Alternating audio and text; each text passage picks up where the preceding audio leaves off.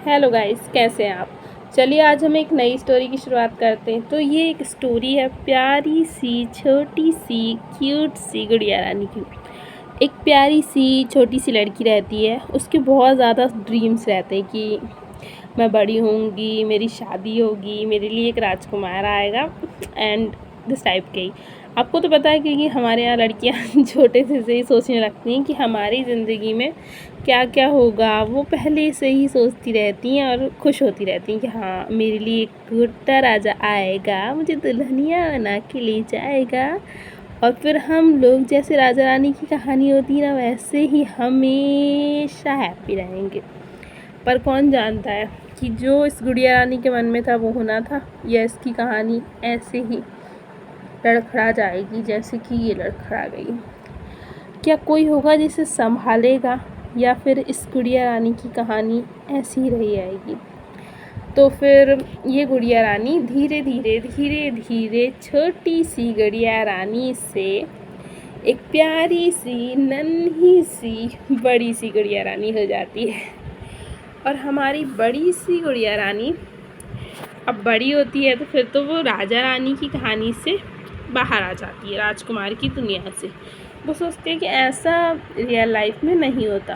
और पहले के ज़माने था तो फिर क्या होता था कि जल्दी से शादी कर देते थे, लड़कियां थोड़ी बड़ी नहीं हुई और उनकी शादी कर देते थे। तो फिर क्या होता है, एक दिन हमारी गुड़िया रानी को देखने के लिए एक प्यारा सा नन्हा सा गुड्डा राजा आता है।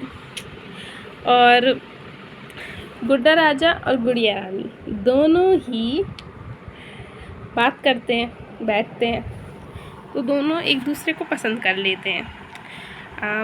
थोड़ी बहुत स्टार्टिंग में उन्हें लगता है कि हम लायक नहीं हैं एक दूसरे के, पर लेकिन धीरे धीरे वो दोनों एक दूसरे के लायक होने लगते हैं। और धीरे धीरे वो दोनों एक साथ दोस्ती का हाथ बढ़ाते हैं। फिर उनकी शादी हो जाती है और कुछ साल होते हैं वह एक हैप्पी कपल की तरह अच्छे से रहने लगते हैं। और फिर 2 साल बाद उनकी एक प्यारी सी छोटी सी नन्ही सी गुड़िया रानी आती है, जो कि बिल्कुल अपनी माँ की परछाई रहती है, बिल्कुल अपनी माँ की कॉपी कैट रहती है। और इनकी फैमिली एक हैप्पी फैमिली की तरह रहती है, बिल्कुल तीनों एक साथ मिलजुल कर रहते हैं और बहुत खुश रहते हैं। पर अभी इन्हें क्या पता था कि इनकी ज़िंदगी में कौन सा भूकंप आने वाला है जो इनकी ज़िंदगी को उलट-फेर रख देगा, बिल्कुल इसी तरह जैसे कि ये अभी है। फिर क्या होता है कि गुड्डा राजा बहुत बदल जाता है, बहुत ज़्यादा। जैसा वो शादी के वक्त था प्यारा अच्छा, वैसा नहीं रहता। वो इतना ज़्यादा खड़ूस हो जाता है कि आप लोग सोच ही नहीं सकते। फिर गुड़िया रानी खुशी से नहीं रह पाती, वो एक दुख भरी दुनिया में चली जाती है। उससे निकलना उसे बहुत ही मुश्किल लगता है। फिर छोटी गुड़िया रानी तो कुछ जानती भी नहीं थी, पर धीरे धीरे वो थोड़ी बड़ी होती है और फिर जानने की कोशिश करती है कि मेरे परिवार में शायद मेरी माँ खुश नहीं है।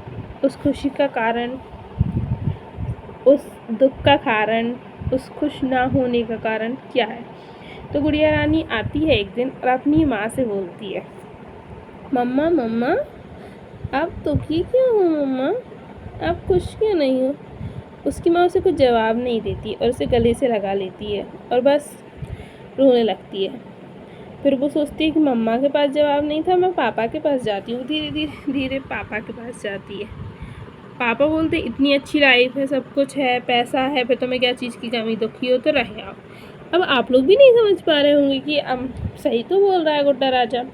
इतना प्यारा गुड्डा राजा है, इतनी अच्छी उनकी फैमिली है, फिर क्या दुख हो सकता है। अगर आपको ये जानना है तो प्लीज़ मुझे कमेंट करके बताइए। नेक्स्ट स्टोरी, आगे की स्टोरी सुनने के लिए प्लीज़ कमेंट करें। Thank you.